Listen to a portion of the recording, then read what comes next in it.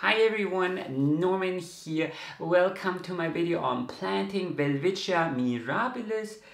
These seeds arrived today and I'm super anxious to put them in soil together with you.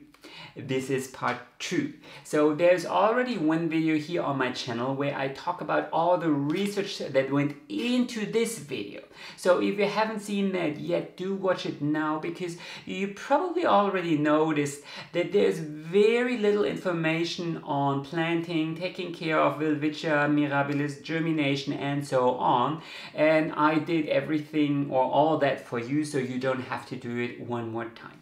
But if you have or you're not interested in it, then continue watching, because today we are actually gonna plant these seeds. So I decided I want to soak my seeds in water for around 24 hours. That's why I prepared some filtered water. Here we have China salt. This is a mild fungicide. These are obviously my seeds, and this is a sterilized container. It was a tough decision, but I saw that most people who successfully germinated these Welwitschia Mirabilis seeds did that, so I'm gonna do it too. So I'm gonna add around, well, a liter of water here to my little container. And then I'm gonna add around about 1 gram of China salt, of this fungicide, to this mix. Comes with this little spoon here, which measures apparently 1 gram. I didn't put a full liter in here, so I'm just gonna let this dissolve. Now I'm not wearing any gloves. I am not here in a sterile or 100% sterile environment, so I'm gonna close this. I'm gonna close this, stir it a little bit to mix it. So here is my solution, and in go my little seedlings. So this is the moment. Goodbye, my little friends. I'm not actually touching them. You can see typically Welwitschia Mirabilis seeds, well, let me put some more of them in. That were all. Typically Welwitschia Mirabilis seeds have these little wings. These, the place where I bought these already clipped the wings, so I don't need to do that, even though most studies showed that there is no difference. Anyway, I'm gonna let these soak in here for 24 hours and I'm gonna see you then. So while my seeds are soaking, I'm gonna use the time to prepare my soil, or rather sterilize it.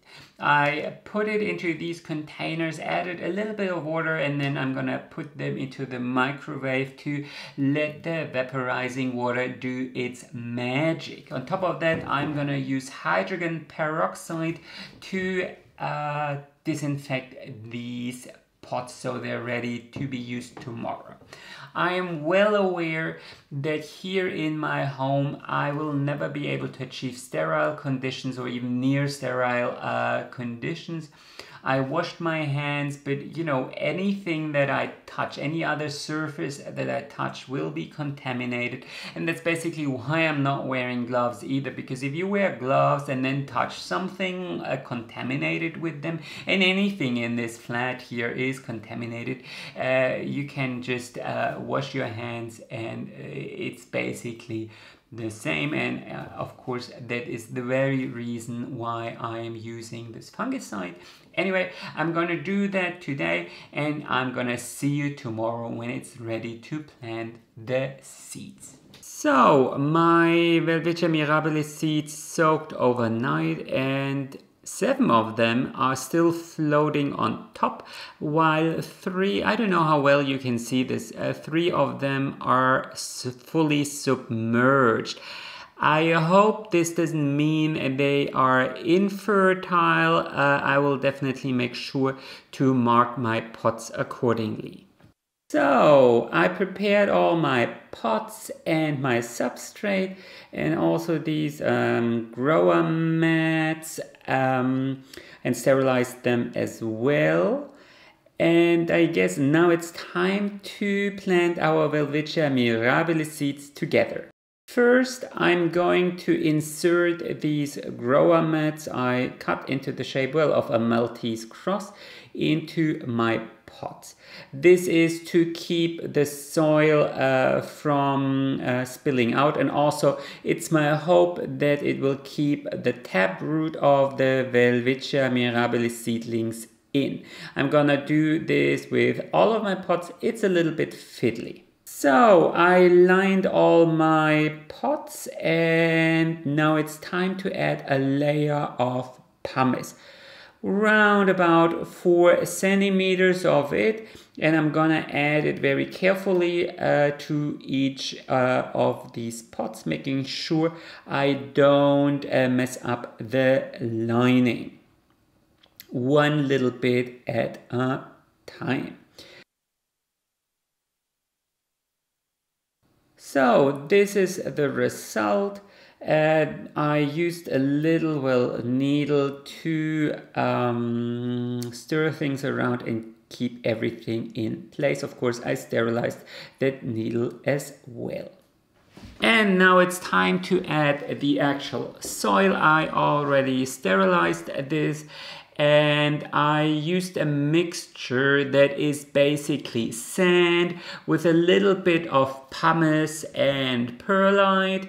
And then I also added a little bit of clay in the form of vermiculite. And if you look very closely, you might see some few big chunks of akadama. Some actually add a little bit of organic material. I decided against it. This will, however, mean that I need to water my Welwitschias a little bit more later on. And now I'm just gonna add it all to these pots and fill them almost to, well, you can see a little bit below the watering line on top, one at a time. And now I will actually water my pots a little bit, pre-soak them, so I don't want to wash out the seeds later on.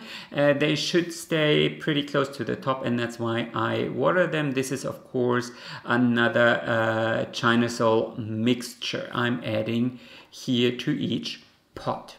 And now it's time to plant our little Welwitschia Mirabilis seeds. This is the only time I'm gonna wear gloves because I don't actually want to cover the actual seeds with any kind of fungus or so. And then I'm gonna place each and every little seed right on top of it.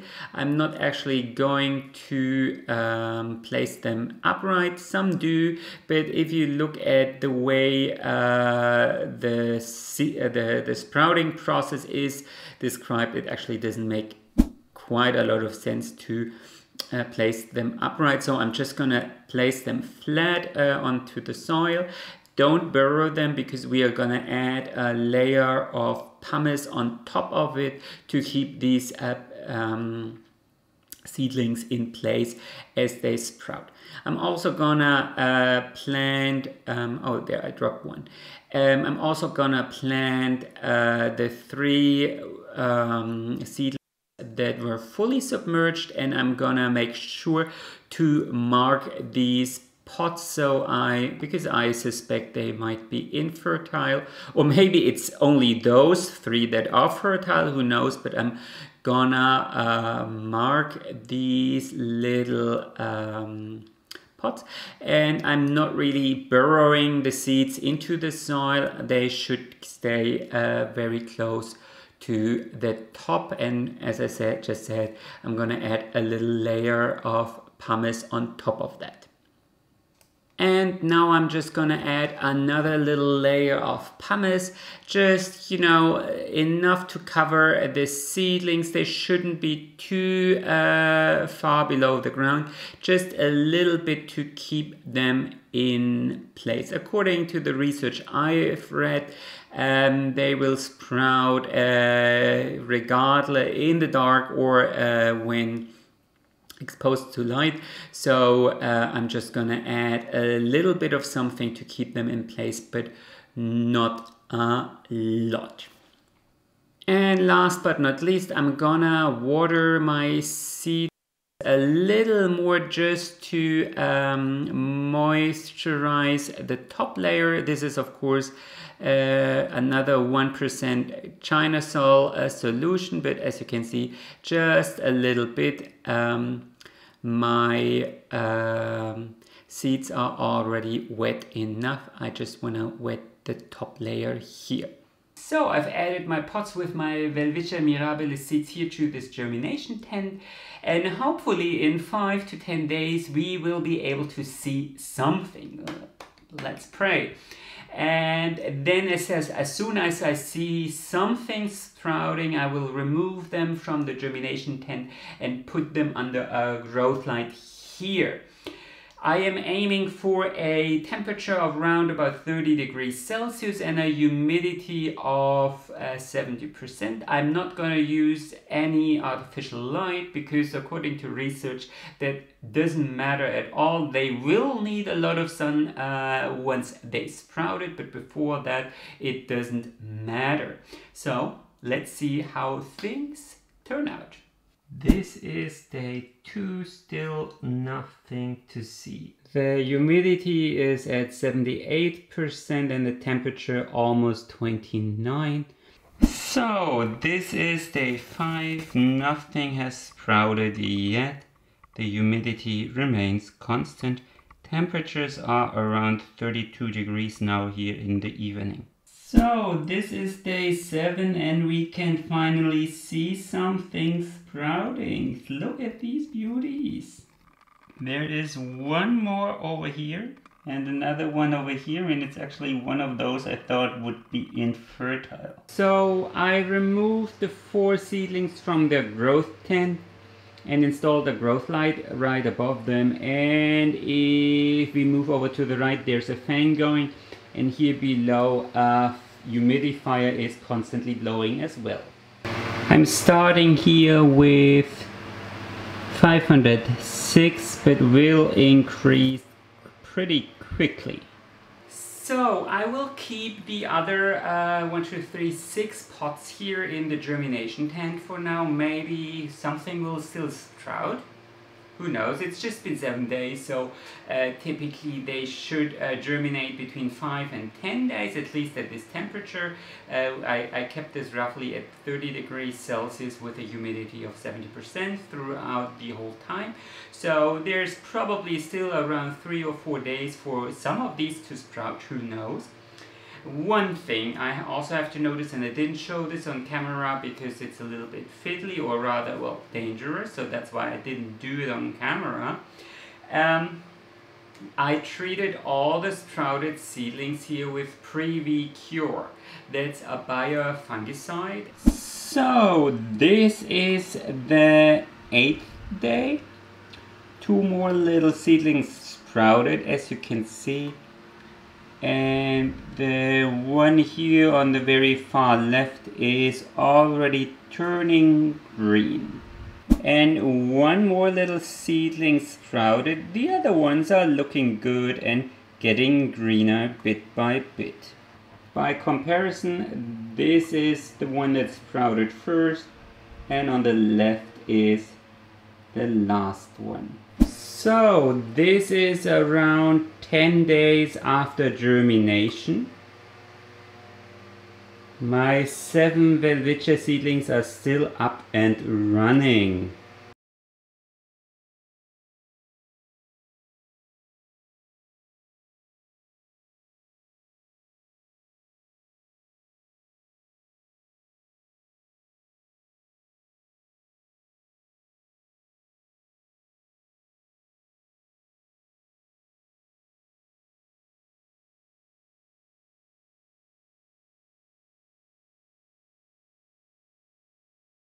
So this is 10 days later.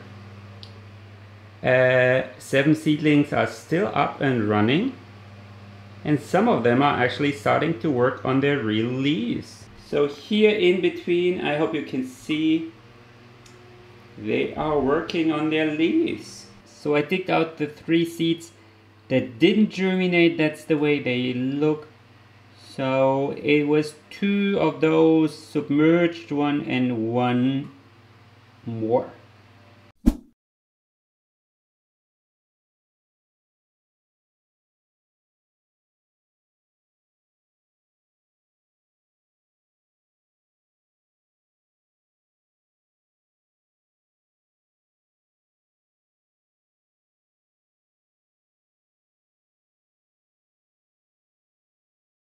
This is exactly 1 month later, and as you can see, 2 of my seedlings actually died.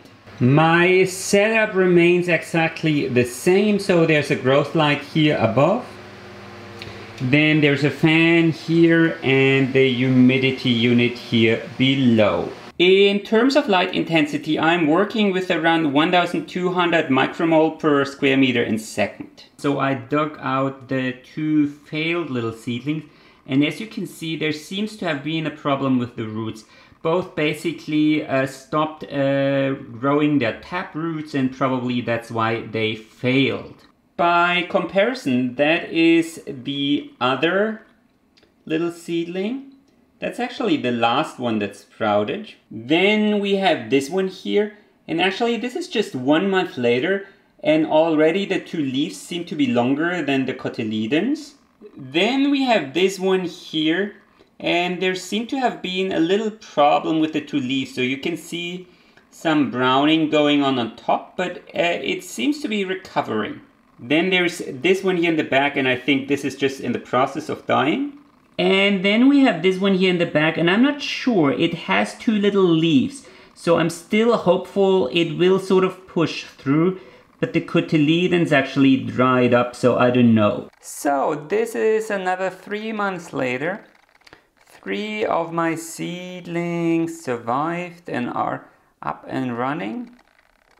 This one here, this last one, seems to be the best. It's growing quite fast. This one here looks a little bit worrisome, like it might fail, but it's actually still growing. And this one here is puzzling me because it looks as if it's almost variegated or so. So I really don't know what's up with it, but it kind of looks, well, almost as if it has stripes or so. Very interesting. And you can really see that this is more gray than green, because the sunlight is quite, or rather my artificial light is quite intense, so it's almost reddish. The underside of the leaf is of course quite a bit greener, so it's only the top that turns into this nice reddish grayish color. Another thing that is worth noting, other than the fact that the cotyledon is about to fall off, is that this one here is starting to work on its caudex or stem, however you want to call it. See that little barky thing? How lovely. We are back here in my studio because the lighting situation is a little bit easier, and I still wanted to talk a bit about how I care for my seedlings, how often I water them, and so on.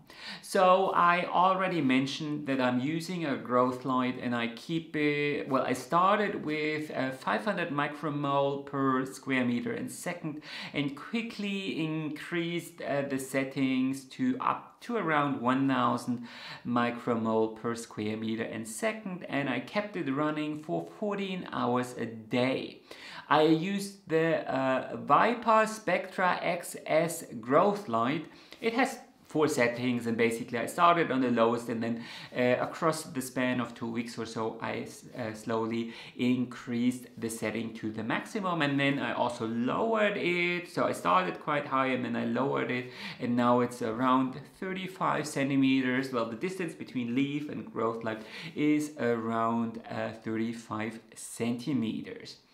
And I actually ended up increasing the light intensity to 1200 microvolt per second and square meter, but I noticed that this might actually be a little bit too much, at least for the little seedlings.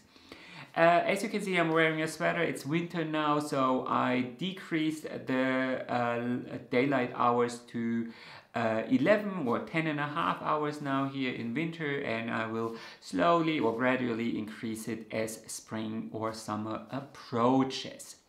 I also used a fan, so I started with the, I need to read this, the GHP Garden High Pro Fan 2.0, what a name. So it's an oscillating fan built for growth tents or something like that.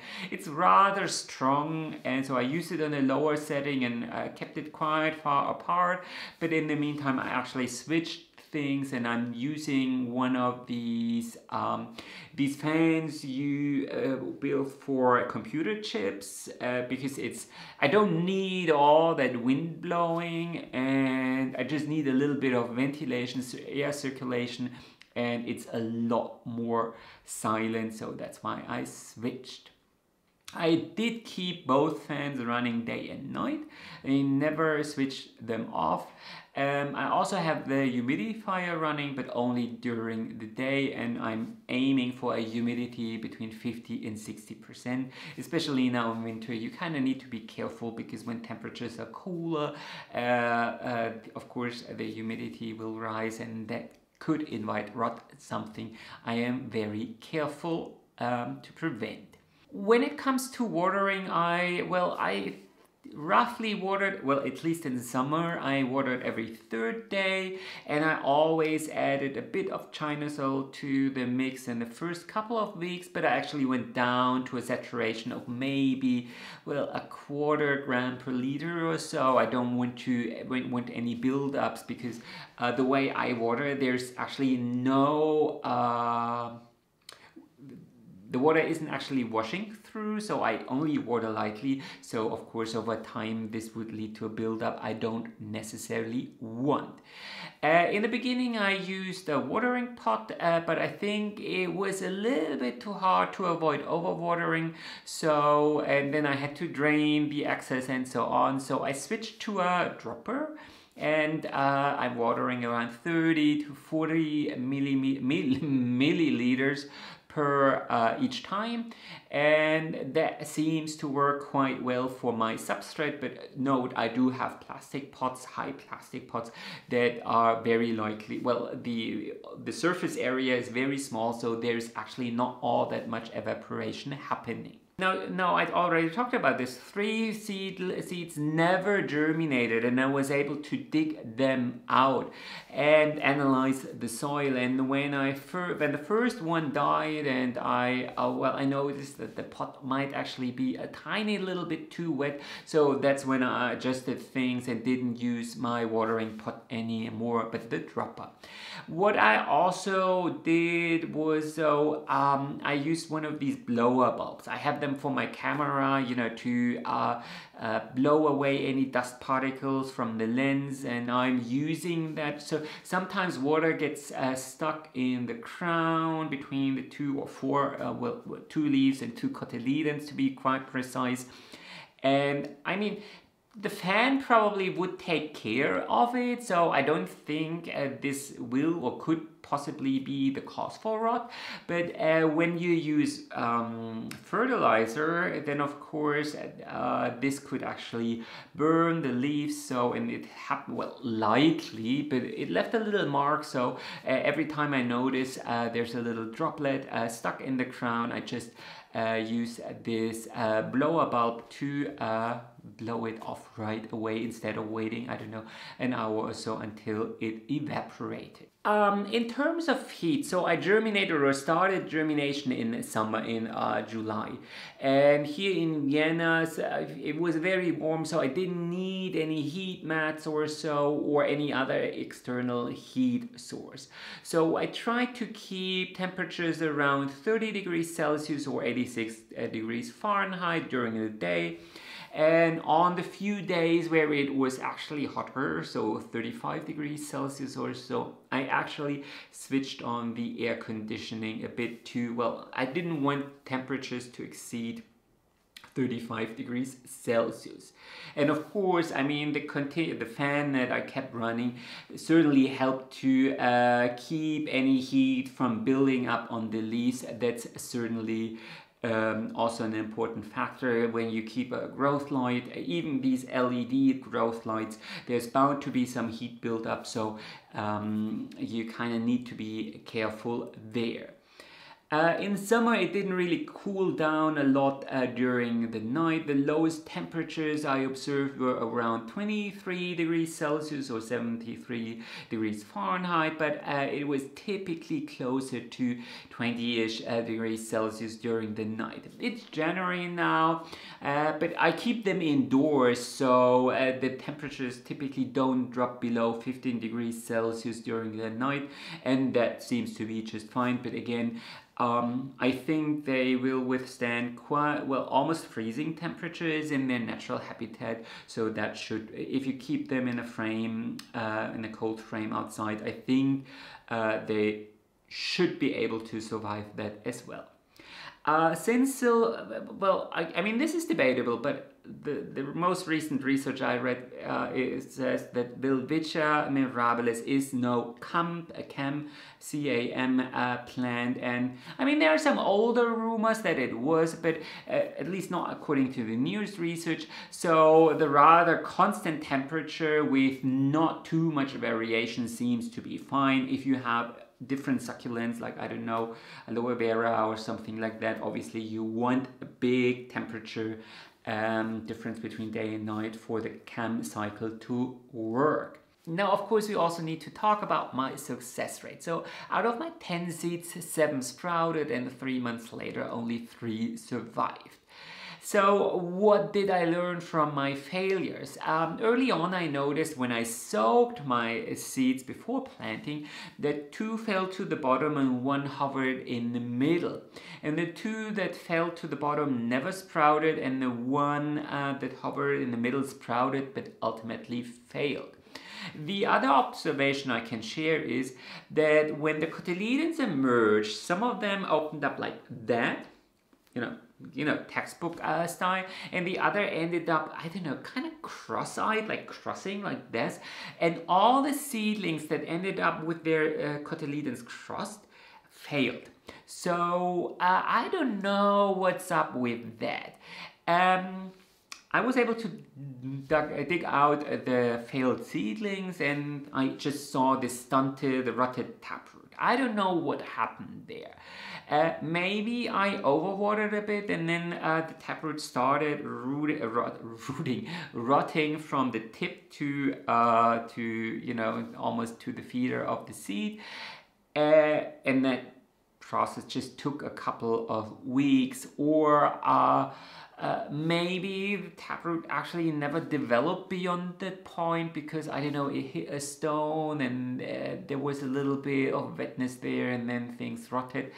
But I kind of doubt it because I mean, maybe it was the fungus, but I kind of doubt that because that happened, you know, not after a week or so. The damping off typically should have so that should be a problem like 1 week after sprouting or so, but not a month or so. So I think I can actually rule that out. So there's some issue with the root, but since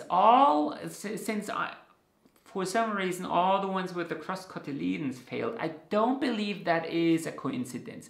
So I can just speculate, and you know, some seeds are stronger than the others, and maybe there was just not enough energy in the feeder to develop a deep enough taproot or a strong enough one, and that kind of invited rot or something like that. I don't know. I'm very happy that at least 3 survived. Another thing I noticed, and that actually took me quite surprised, how fast they actually grew their leaves, or their true leaves. One was I recorded the speed and it was like 1 millimeter per day, and the other was like 0.8 millimeters per day. And so after 3 months or so, they were already 5 or 6 centimeters high, and I was led to believe that that is the kind of growth I should expect after half a year or a full year or so. So that took me quite by surprise. Now researchers found that there are actually 2 subspecies. So there is Welwitschia mirabilis, local to Angola, and then there is Welwitschia mirabilis namibiana, and as the name suggests, it grows in Namibia. And the Angolian subspecies seems to grow quite a bit faster than the Namibian one. And what's interesting here is that the plants that researchers original, like Welwitschia, so the plants that researchers brought back to Europe all these centuries ago were of the Angolan subspecies. So maybe I just have one of these fast growers. So the Welwitschia mirabilis book I mentioned in my other video suggests a growth rate between 100 millimeters and 300 millimeters. It's been 5 months now, and I think the bigger one is at 12 centimeters or so. So I'm already on my way towards the maximum of that growth rate. Things certainly did slow down in winter when temperatures cooled down a little bit. So I think it's more like 0.5 millimeter or so per day now, maybe even less than that. But I think things will ramp up as soon as temperatures start rising in March or so. I'm still kind of debating whether my intense light settings were good or bad. So they kind of look scorched, at least the upper side of the leaves look scorched underneath. They are quite green, but the upper side is very reddish. The tips are kind of brown, the very tips are kind of browning, and the cotyledons look kind of deranged as well. So I guess what I'm trying to say is, if you want yours to look really like well, green and plump, and so probably you shouldn't operate with around above 1000 micromole per square meter in second. Then again, I mean, a lot of succulent growers say that keeping your seedlings close to, well, sun stressed will actually help them to develop a bigger root system, and ultimately this will result in healthier plants. Now, of course, Welwitschia is no succulent, so I don't know if that is true at all and if it works for the Welwitschia. But I guess in their natural habitat, they do look kind of sun stressed, so I guess it can't be wrong to replicate that kind of look.